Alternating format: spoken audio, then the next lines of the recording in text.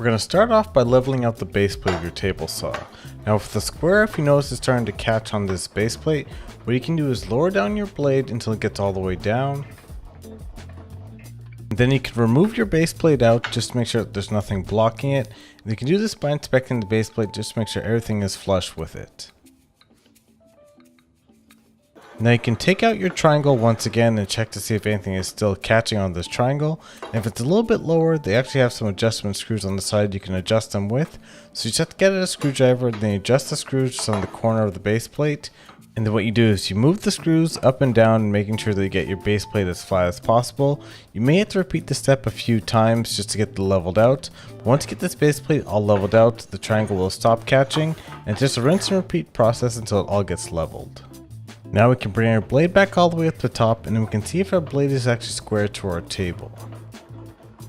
We're going to move the angle gauge all the way to 0 degrees and then break out the speed square again to see exactly how square our blade is to the table.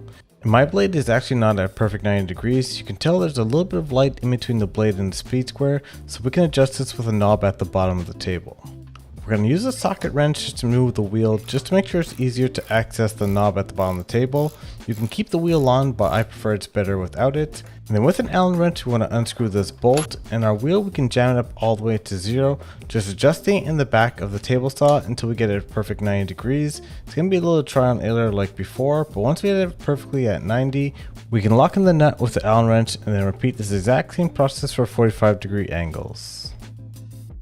Now checking if your blade is parallel to your fence is pretty simple. All you have to do is measure the distance from one tip of the blade to the other tip of the blade on both sides of the fence.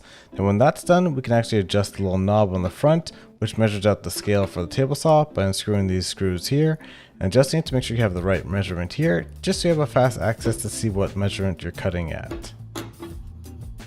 Now when you're making your cuts, you want to make sure your blade is just a tooth height above whatever you're cutting, just to make sure the blade's not exposed. And having equal pressure pushing into the fence and then pushing down on it, just to make sure your piece doesn't move. Then push the piece through at an even pace, and then when you get close to the blade, you finish it off with your push stick.